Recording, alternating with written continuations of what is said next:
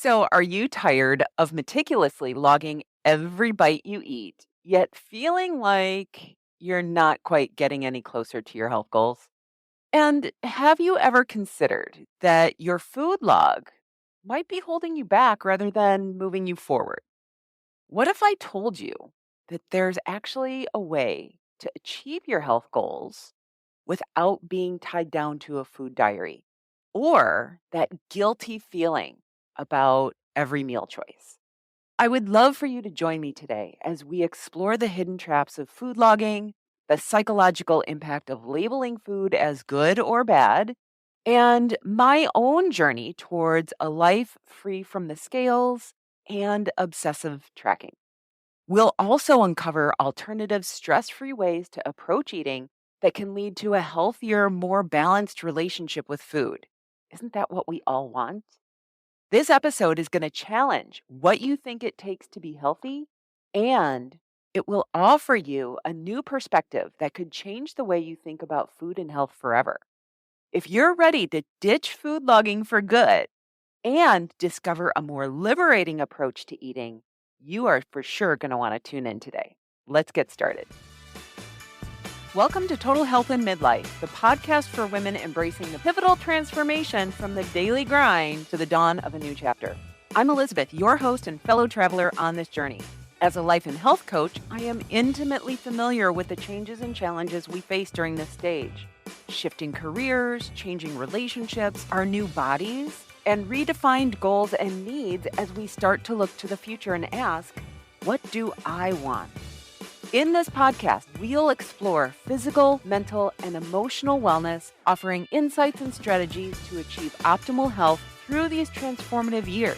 Yes, it's totally possible. Join me in this amazing journey of body, mind, and spirit, where we're not just improving our health, but transforming our entire lives. Hey everyone, welcome back to another episode of the Total Health in Midlife podcast. I am your host, Elizabeth Sherman, and today I am going to talk about something that most of us, I think, have done at one point or another in our journey to be healthier, and that is food logging. Now, if you are like many of my clients, you might have a love-hate relationship with tracking what you eat. It's a common tool in the diet industry, and for a long time, it was part of my daily routine as well. I remember meticulously weighing my food, noting down every single bite. Like there was a time that I was weighing everything on a scale and I was constantly checking to see if I was on track. And it was a process that on the surface seemed like it was the perfect result or what was going to get me to my result, which was losing weight. Because if losing weight is all about calories in versus calories out, and I knew how much was going in, and by that time I had the wearable device that told me how much I was spending, right? That it was like the logical choice that would solve all my problems. But here's the thing. After a while, I began to notice that this habit of logging everything wasn't just about keeping track of my diet. It was a way that I was proving to myself how worthy I was. It was subtly shifting how I viewed food and, more importantly, how I viewed myself. It became less about being something fun to do and interesting and like, oh, I wonder what this is all about. And more importantly, how I could control things. And dare I say, a sense of worth tied to what was on my plate and what wasn't. How good I was for eating these foods and not those. So eventually, I took a step back and asked myself some really hard questions. First, you've heard me talk about my approach. Did I want to be logging my food when I was 70 years old? No, absolutely not. So then, why was I food logging? If I was doing something that wasn't going to get me to my end result, how was I going to taper myself off of it? How was logging my food helping me to become healthier? Or was it just another thing I was doing to prove something, that I was virtuous by eating the right thing? Yeah. And so we're going to talk about that. Also, did it make me happy or did it make me obsess over every little detail that I ate? These questions led me down a path of figuring it all out and eventually to a decision. I had to figure out how to stop food logging. And not only that, but I had to figure out a way of eating that supported my goals without logging. Like, was that even possible? Maybe. Now, I understand that if you are someone who logs your food, if you're someone who has times when you are on and logging and then you're off and not logging, the idea of not logging your food and reaching your health goals and maintaining them might sound like a foreign concept, like it's impossible, like an impossible goal, right? But it's not. And there are millions of people who maintain their ideal body size and don't log their food. Think about that. It's an idea called intuitive eating. And I didn't actually even know about intuitive eating until well within working with clients. It's not only possible, it's something that I help my clients with, that I've been helping them with.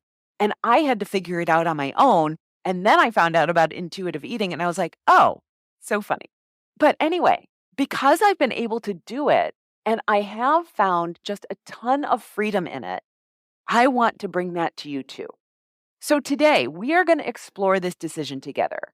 I'll share with you the insights that I gained from stepping away from my food logging, and we'll look at how this habit, often seen as necessary, can sometimes lead us down a path that we don't intend to go down. And we're going to uncover the hidden pressures and the psychological traps that sometimes come along with tracking every single bite that you eat, and why, for many women, especially women in midlife, it might be time to reassess our relationship with food logging and really learn how to manage our eating without having to do this. I want you to listen to this episode with an open mind. Whether you're a steadfast food logger or you've never tracked a meal in your life, there's something here for everyone. And we're going to explore the alternatives that can lead to a healthier, more balanced relationship with food and ultimately yourself. So, first, let's talk about perfectionism. It's a word that often sneaks into our lives, especially when it comes to health and diets. So many of us approach food logging from this perfectionist mindset.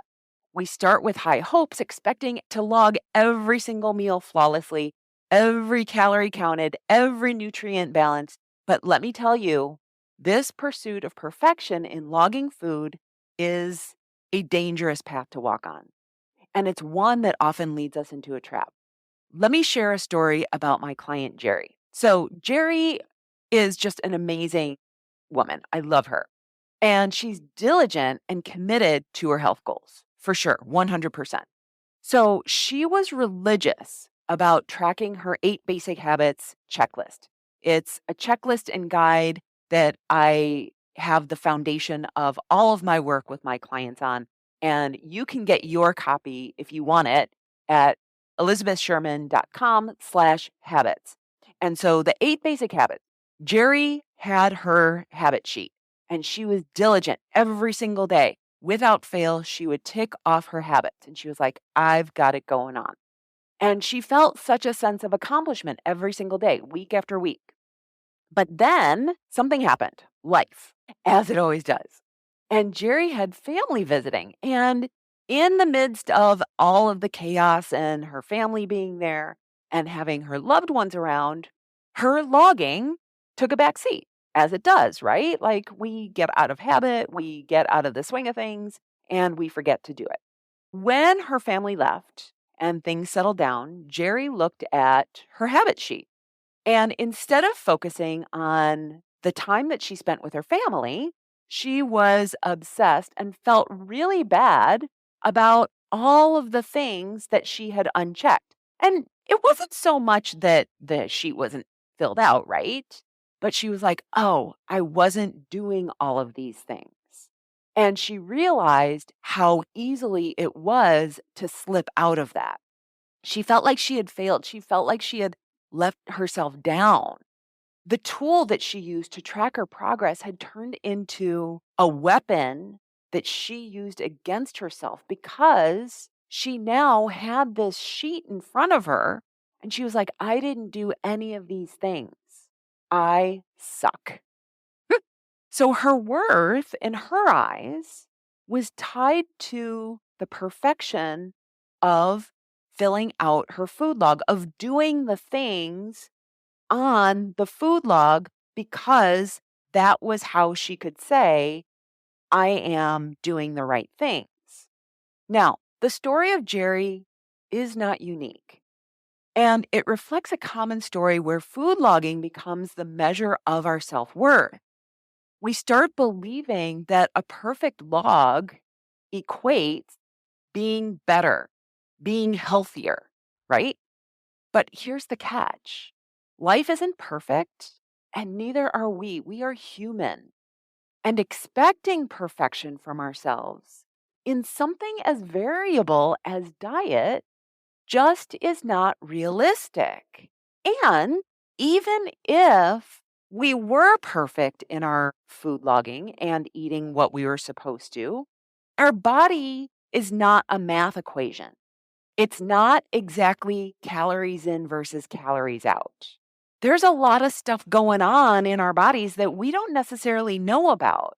And one of my mentors loves talking about our metabolism and what we eat and how we move and how we sleep and all of those great things as a chemistry set, not a math equation. And so this is where the importance of a beginner's mindset comes in. Instead of viewing food logging as a test that we need to excel at, that we need to ace and get an A plus on, what if we saw it as a learning tool? And I think for many of us, that's where we start out. That using the tool as a way to understand our habits, our preferences, and our tendencies. And this shift in perspective can be so liberating if we can go back to it. It allows us to approach our dietary choices with curiosity rather than judgment. So when Jerry and I discussed her feelings about everything that she hadn't done, we dove into the why behind her logging. And she realized that her motivation was external validation, feeling accomplished in seeing a perfect sheet. But what she really missed was the internal satisfaction of doing the things on the sheet because they made her feel good, not just because she was checking off boxes on a piece of paper. And so many, me included, of my clients have this same mindset that we're like, okay, if I just check off the boxes, then I'm going to be golden. But the thing is that life will always come in and interrupt checking of the boxes. The perfectionism trap in logging our food is something that many of us fall into. And we start out with the best of intentions, but along the way, we lose sight of why we're doing it in the first place. It's not about having a flawless record. It's about learning, growing, and making choices that support our health and our happiness. So if you're finding yourself getting caught up in the perfectionistic game, I invite you to take a step back and ask yourself why you're logging your food in the first place. Is it to learn and grow? Or is it to chase this perfection ideal? Health is not a destination, it's a journey. And every journey has its ups and downs, it has its struggles. And we need to embrace them, learn from them, and most importantly, be kind to yourself along the way. One of the most intriguing aspects of food logging is how it often transforms into a moral compass. Many of us, consciously or not, start associating the act of logging food with being good or bad. Now, this black and white thinking, categorizing foods and our eating habits into moralistic terms, can be a really slippery slope. So let's think about it. When you log a day of eating what you consider healthy foods, you might feel a sense of pride, of being good. But what happens when you log a piece of cake or a serving of fries? Does that suddenly make you feel bad? Does it make you not want to put it on your sheet? This is where we need to pause and reassess our approach to food logging. Because for many years that I logged food, and for many of the clients that I had when I first started out, they would log their food. I would log my food Monday through Friday. But then Friday night hit, and I would start getting a little flexible with my diet, right? And I wouldn't want to put it on the piece of paper. I wouldn't want to log it into my fitness pal. I wouldn't want to see those red numbers that said that I had gone over. I only wanted to see the green, right? Food in its essence is neutral and it's not inherently good or bad. It's just food. It's the meaning that we attach to it that creates these moralistic labels. And those are all learned. You didn't decide that ice cream was bad for you. You didn't decide that chocolate was bad or wine or french fries. So when we use food logging as a mean to judge ourselves, we're not really learning or understanding. We're just policing our behavior based on arbitrary standards of good and bad. So, I want to introduce you to a concept that I find incredibly helpful. And it's what I teach my clients. It's called the food uniform. And I've talked about it before in other episodes. Much like a capsule wardrobe where you mix and match a few chosen pieces to create a variety of outfits, a food uniform involves creating a menu of pre designed meals. These are meals that you're probably already eating, and these meals are planned in advance. Ideally, the day before, we decide the day before what it is that we're going to include tomorrow. And they include a balance of nutrients and tastes. But here's the key, they also allow for treats and events and for life's unexpected moments. So, the beauty of the food uniform is that it removes all of the moral judgment from food logging. It's really important to stop back and realize that I include treats in my clients' food protocols, their food uniforms. And the reason why is because often when we want to lose weight, when we want to get healthier, and those things are not synonymous, when we have a goal, we tell ourselves that we're not allowed to splurge until we get to the goal, until we accomplish the goal, until we are successful. And the problem with that is that if we eliminate treats from our diet until we are successful, when we are successful, we are then, quote unquote, allowed to eat the treats. But then we don't know how to manage eating the treats. And this is one huge reason why so many of us struggle with maintaining our weight. So, the beauty of the food uniform is that it removes the moral judgment from food logging. You are no longer logging to catch yourself being bad. Instead, you're planning and logging to ensure a balanced, enjoyable diet that aligns with your health goals and life's pleasures. It's a proactive approach, one that celebrates the diversity of food and respects your body's needs. This method also addresses one of life's biggest resistances to food logging, the idea that certain foods are off limits. We've been conditioned to believe that healthy eating means cutting out all of the foods that we love, that we can't have chocolate or ice cream or cake or french fries or pizza or whatever it is until we get to our goal, or that for some reason we're never going to have it again. Although we want to be able to have it again, but as we go through life, when we eat it, we're like, oh, I was bad. I had pizza last night, right? We've been conditioned to believe that healthy eating means cutting out all of the foods that we love, but healthy eating is about balance, variety, and actually enjoying your food. all foods fit into a balanced diet. By including treats in your food uniform, you're acknowledging that all foods can have a place in your diet. And you learn how to include treats in your daily diet. How does this shift our view of food logging? Well, it turns it into a tool for planning and reflection rather than judgment. It becomes a way to ensure that you're getting what you need, both nutritionally and emotionally, from your diet. It's about understanding that your body, your needs, and your pleasures, and planning according to that. The practicality of the food uniform lies in its simplicity and its flexibility. It's not about strict adherence to a set menu. It's about having a framework that guides your choices while leaving room for spontaneous eating and joy. It's about making food logging a positive, supportive part of your health journey, not a punitive measure. Now, in shifting away from this idea of food logging as a moral compass, we open ourselves up to a more compassionate, understanding, and enjoyable relationship with food. We move away from self judgment and towards self care. We start seeing food for what it truly is, a source of nourishment, pleasure, and celebration. So let's keep this in mind as we move forward throughout the rest of the episode.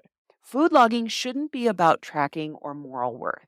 It should be about learning, growing, and finding joy in the way that we nourish our bodies. One of the more challenging aspects of food logging, and perhaps the reason that many shy away from it, is the stark mirror that it holds up to our eating habits. It's not just about noting down what it is that we eat. It's about facing the reality of our choices. And for many, this can be super uncomfortable, right? The discomfort often leads to avoiding food logs altogether. But in doing so, we're essentially shunning accountability and putting our head in the sand. So let's be honest. Nobody really wants to write down that they ate 10 Oreos in one sitting. I get it, right? And it's not just about the Oreos themselves, it's about what we believe that means about us. This is a story that we tell ourselves that eating 10 Oreos is bad. And then by extension, we are bad for doing it. So we choose to ignore it, we gloss over it, and we pretend that it didn't happen. But in avoiding this acknowledgement, we're also avoiding taking responsibility for our actions. It's super easy to forget when we stand on the scale and the scale doesn't reflect what we think it should, that, oh, yeah, last Saturday I ate 10 Oreos. It's a form of victimhood, a comfort in not facing the reality of our choices. And it's easier to say, I don't know why I'm not reaching my health goals, rather than to admit I ate in a way that doesn't align with my goals. And that right there, I ate in a way that doesn't align with my goals. That is the power of coaching. That is where I go in with my clients and find out why not? Why did you eat the 10 Oreos? What were you feeling that made you believe in the moment that 10 Oreos was going to solve the problem and make you feel better? And did it, right? Again, this isn't about the 10 Oreos. Who cares? Doing that once a year isn't going to make that big of a difference. But this resistance to change, to facing the truth, keeps us stuck in a cycle of unfulfillment and frustration. I've totally been there myself. There was a time when I would avoid logging certain foods or meals because I didn't want to confront the fact that I was straying from my health goals. It was easier to live in a state of confusion or denial than to acknowledge that I was the one that was in control and perhaps not making the best choices for my health. But here's the crucial realization: negative self talk is optional. You do not have to beat yourself up after you eat 10 Oreos. It's totally a choice. And if we ever want to reach a state of food freedom, we need to address not just what we're eating, but also the mindset shifts necessary to stop being harsh critics for ourselves. It's about working on our eating habits and our self perception in tandem. When we log our food, it should be from a place of curiosity and self improvement, not from self flagellation. Like writing down what you eat every once in a while and logging your food just to find out, like, oh, I've been eating this salad for the past few weeks and it's really good. I wonder what the nutritional breakdown is. So, writing down that you ate 10 Oreos isn't an admission of failure. It's an acknowledgement of a choice that you made. It's a starting point for understanding why you made that choice and how you can make different choices in the future if that aligns with your goals, if you want to. This mindset shift is crucial for breaking out of the victim mentality.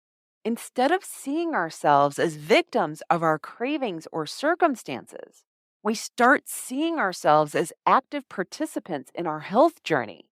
We begin to understand that every choice is a new opportunity to learn and grow, not a reason to berate ourselves. Moreover, this shift allows for a more compassionate approach to health and wellness. It opens up the space where we can be honest with ourselves without being judgmental. It's about acknowledging our human tendencies, understanding them, and then making informed, conscious decisions moving forward. This approach also fosters resilience. When we stop seeing every unplanned food choice as a disaster, we start building a more sustainable and forgiving relationship with food and ourselves. We learn that one choice doesn't define us or our journey, and this realization is empowering. The journey towards food freedom and health isn't just about what we eat. It's about how we think about what we eat. It's about moving away from a mindset of victimhood and self criticism to one of accountability, learning, and self compassion. It's about understanding that our eating habits are within our control and that we have the power to change them, not through self punishment, but through awareness and kindness. So I think that it's really important to acknowledge that traditional methods of tracking every calorie and nutrient might not suit every person out there, right? Doesn't really make a lot of sense that there's one size fits all. This realization opens the door to alternative approaches, ones that ease the burden and bring a bit more joy and simplicity to the process. One such approach that I find intriguing is photo food logging. And there's a really great tool for this called 8. It's an app for your phone. Instead of writing down every detail of your meal, you just take a picture of it. And this method is incredibly straightforward, yet super powerful. It allows you to visually track what you're eating without getting bogged down in the minutia of calories, grams, and percentages. Now, the beauty of photo food logging lies in its simplicity and its immediacy. You eat, you take a photo, and then you move on. Or I guess it's the other way around, right? You take a photo, you eat, and then you move on. There's no need to search for food items in a database or weigh your portions. This ease significantly reduces the time and mental effort required for traditional food logging, making it more sustainable and less intrusive in your daily life.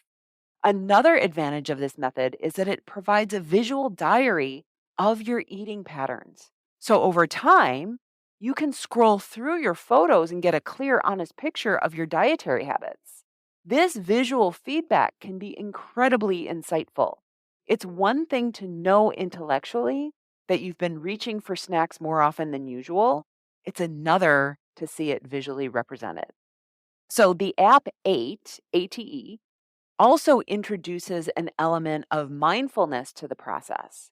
By taking a moment to photograph your meal, you're creating a pause, a brief opportunity to be present with your food, to look at it, to take it in, to enjoy it.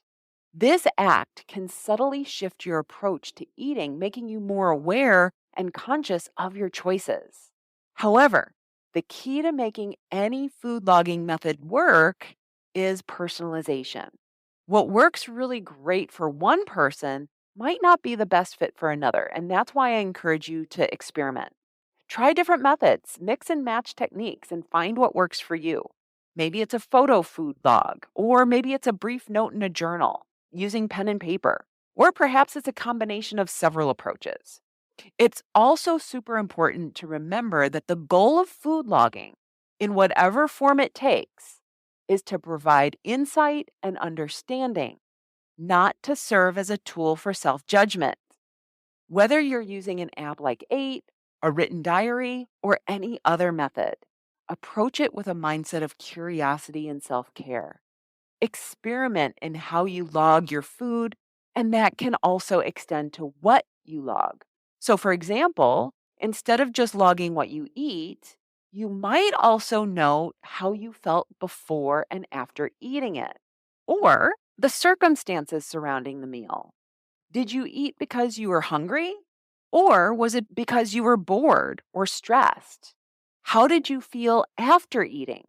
Did you feel satisfied? Did you feel overly full? Did you feel energized or sluggish? This broader approach can provide valuable insights into not just what you eat, but why and how you eat. In exploring these alternative approaches, we're not just looking for more manageable ways to log our food. We're seeking a deeper connection with our eating habits and ourselves. We're looking for ways to make food logging a positive, enlightening part of our health journey rather than a choice or a source of stress. If traditional food logging has felt burdensome or unhelpful for you, don't be afraid to step outside the box. Try something new, be it, again, food logging or photo logging or another method, and see how it feels. The right approach is the one that will help you to understand and enjoy your relationship with food more deeply without adding unnecessary stress to your life. One of the most pervasive issues that we encounter is the moral value that we assign to different foods. It's a dichotomy deeply ingrained in our culture and our mindset. Chicken and broccoli are good, while brownies and burgers are bad, right? This simplistic categorization not only oversimplifies the complex nature of nutrition, but it also impacts our relationship with food in very profound ways. So let's break this down a little bit. We label certain foods as good, and these usually include vegetables, lean proteins, and whole grains. Then there are the bad foods, often the sweets, the fried items, anything that's considered indulgent, right? Anything that's marketed as guilty. And amidst this black and white labeling, there's also this huge gray area where foods like avocados, nuts, egg, steak, cheese, where those reside. And they're constantly shifting back and forth between good and bad based on the latest diet trend or the nutritional study. This moral labeling of food creates a problematic mindset. When we eat something good, we feel virtuous, proud, right? We get this like little puff in our body and we stand up a little bit straighter. I had a salad today. But when we indulge in something quote unquote bad, guilt and shame will often follow. This guilt, in turn, affects our relationship with food and leads to a cycle of restriction, craving, indulgence, and guilt. In a previous episode of my podcast, episode number 80, called Why It's So Easy to Overeat, I discussed how our priorities influence how we view and choose food.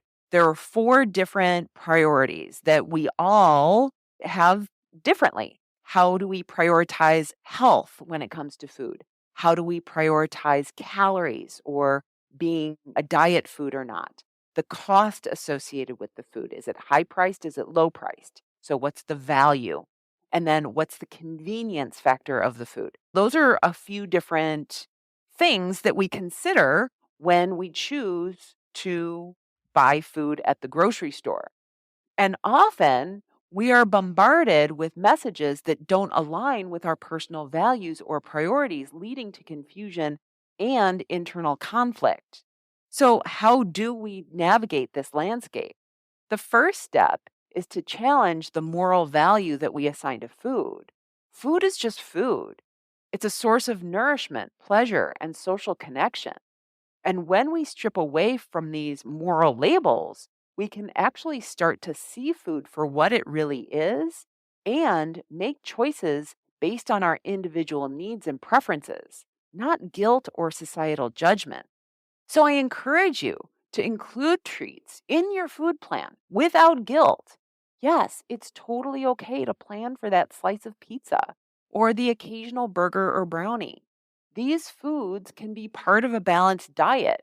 And the key is mindfulness and moderation. And also being aware of how your body feels when you eat these foods and in what quantities. So it's about paying attention to your body and eating in a way that your body wants. By consciously choosing to include these foods, you're taking control and making decisions that align with your desire for enjoyment and satisfaction along with your health. And so this approach often requires us to look at the psychological aspect of our resistance to certain foods.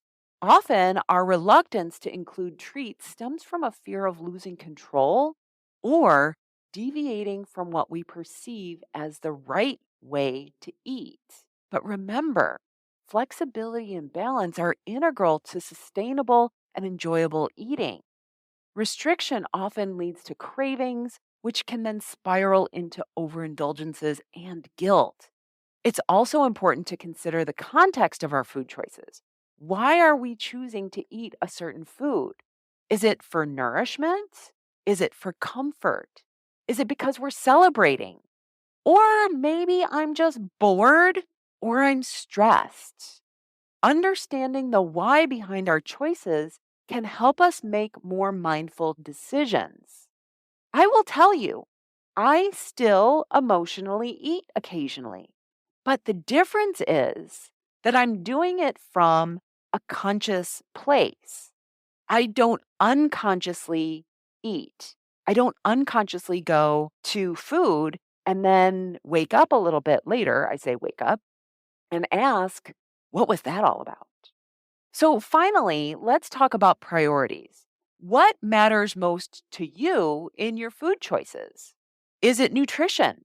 Is it taste? Is it convenience? Is it cost? It's okay, whatever those things are, but they're going to be ranked in a certain way. And so there's no right or wrong answer here, but being intentional about it, being aware about your priorities can help guide your decisions and make your food choices more intentional and satisfying.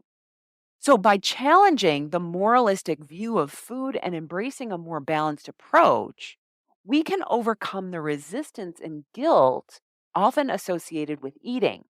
It's about finding what works for you, honoring your body's needs, and enjoying the wide range of foods that life has to offer. Now, my journey away from food logging was not an overnight transformation. It was a long and gradual process, and it was filled with self discovery, introspection, learning, and most importantly, a desire to find a sustainable way of eating that felt right for me. For years, I was meticulous about logging every single thing that I ate. I had my food scale, my measuring cups, and my tracking app. And I used them all diligently. I used them to ensure I was on track.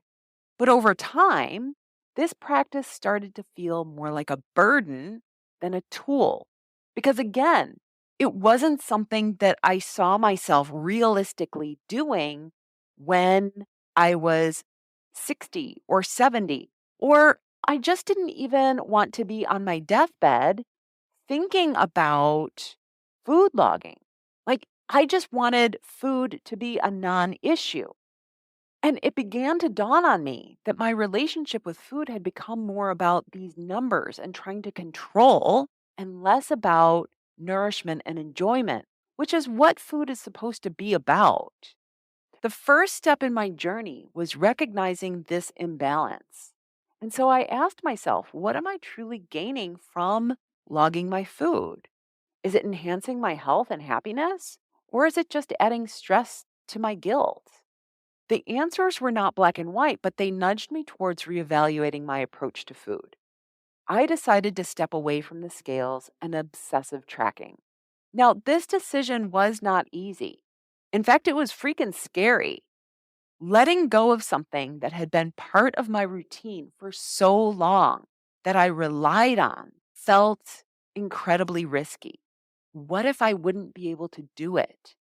It was almost like stepping into unknown territory. I didn't know anyone who had gone from where I was to where I wanted to be, but it was a risk I was willing to take for the promise of a more balanced life. The transition was gradual. First of all, I stopped logging my food and I started planning my food. Okay. Then I started by allowing myself days when I didn't log, slowly increasing them over time and figuring out, like, how do I feel? I began to trust my body and my intuition more. I learned to enjoy food for its flavors, its textures, and the joy of sharing meals with people that I loved. I learned to eat just enough and not too much, rather than viewing it merely through the lens of calories and macros. Instead of saying, okay, this is the portion that I need to eat because that's what the food log is telling me that I should eat, I started trying to eat the bare minimum and asking, how did I feel afterwards? So today, I live a life free from scales and obsessive tracking. It's not a life of unbridled indulgence. So I eat everything that I want. I just don't eat everything that I want. And so it's a life of balance and mindfulness. I eat healthfully most of the time, but I also enjoy treats and try not to have guilt about it.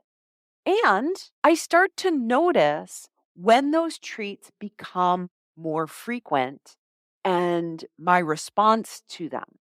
So I start to notice when I start to have cravings for things that aren't attached to hunger. I listen to my body. I eat when I'm hungry. I stop when I'm satisfied. And most importantly, I savor every single thing. At least I try to. I try to be mindful. This approach has brought me more peace and satisfaction than any meticulously logged food diary ever did. And I share this journey with you not to say that food logging is inherently bad or unnecessary. For some, it can be a really valuable tool for awareness and change, especially if you're starting out. It can be really super valuable to understand, oh, that's where all of my fat is coming from in a day. Or, wow, that food had way more calories than I thought it did, right? So it can be a really super valuable tool for awareness. But if you find yourself where I was feeling burdened and restricted by it, know that there's a totally different way. If you want a life free from the constant tracking, weighing, and measuring, if you want to enjoy food without the guilt or stress, if you seek a balanced approach to eating that aligns with your lifestyle and brings you joy, I am here to guide you. Through my years of experience and my personal journey, I have developed strategies and insights that can help you to find your own path to food freedom. And I want to invite you to reach out to me. Let's have a conversation about where you are in your journey and where you'd like to be. Together, we can explore a way of eating and living that feels freeing, satisfying, and healthful. And it's tailored to you, your likes, your dislikes, your body, how it wants to be fed. Remember that your relationship with food is deeply personal and ever evolving. It's about finding what works for you at this moment in your life. and having the courage to adjust when you need. You deserve a relationship with food that's nourishing, enjoyable, and free from unnecessary stress and guilt. Let me take 1 minute more to reflect on the key points that we've explored today. We began by discussing the perfectionism trap in food logging, recognizing that striving for flawless tracking can lead to self criticism rather than self improvement. We saw through Jerry's story how this pursuit of perfection can turn a helpful tool into a source of stress. Then we challenged the notion of food logs as moral compasses. Understanding that labeling foods as good or bad oversimplifies our relationship with eating and can lead to guilt and unhealthy eating patterns. I introduced the concept of the food uniform, encouraging a balanced and planned approach to eating that includes all types of foods. And I dove into the psychological aspects of food logging, discussing the resistance to accountability and the comfort of playing the victim. We acknowledged that it's okay to notice our choices without judgment and that self compassion is a key to a healthy relationship with food. And finally, I shared my personal journey of moving away from obsessive food logging and invited you to consider if a similar path might be right for you. It's about finding balance that works for your body, your lifestyle, and your happiness. Thank you for joining me on this journey today. This has been such an amazing episode, I think. I hope you've enjoyed it just as much as I have. If my story resonates with you and you're ready to explore a new path in your relationship with food, please don't hesitate to reach out. And together we can start this journey towards a happier, more joyful life that's balanced. That's all I have for you today. Have an amazing day, everyone. I'll talk to you next time. Bye bye. Thank you for joining us on today's episode. If you're feeling overwhelmed by the plethora of health advice out there and looking for something that's straightforward, my 8 Basic Habits That Healthy People Do guide and checklist is just what you need. It breaks down essential habits into simple, actionable steps that you already know how to do. By following these habits, you'll set yourself on a path to better health, surpassing most people that you know. To get your free copy, just click the link in the show notes or go to elizabethsherman.com/habits. It's an easy start, but it could make all the difference in your health journey. Grab your guide today and take the first step towards a healthier you.